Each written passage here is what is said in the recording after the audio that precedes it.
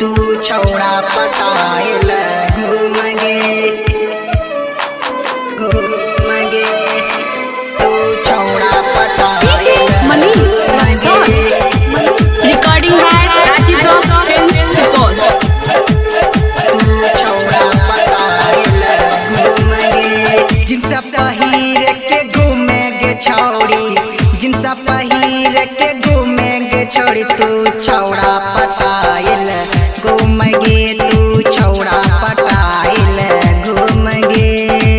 जिनसा पहिर के घूमे गे छौड़ी जिनसा पहिर के घूमे गे छौड़ी तू छौड़ा पटाइल घूम गे तू छौड़ा पटाइल घूम गे तू छौड़ा पटाइल घूम गे घूम गे घूम गे जिनसा पहिर के घूमे गे छोड़ी तू छौड़ा पटाइल घूम गे तू छौड़ा पटाइल घूम गे छौड़ा पटाइल घूमे गे छौड़ी गावा सहरिया रोज रात लहरिया लौटाब गे घूमे गे छौड़ी गावा सहरिया रोज रात लहरिया लौटाब गे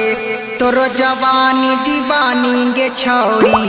तोरो जवानी दीवानी गे छौड़ी तू छौड़ा पटाइल घूम गे तू छौड़ा फसाइल घूम गे जिनसा पहिर के घूमे गे छौड़ी जिनसा पहिर के घूमे गे छौड़ी तू छौड़ा फसाइल घूम गे तू छौड़ा फसाइल घूम गे तू छौड़ा पटाइल घूम गे तू छौड़ा पटाइल घूम गे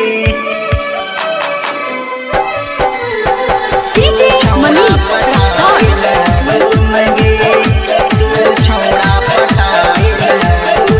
तोहर छहुआ बिकाची उमरिया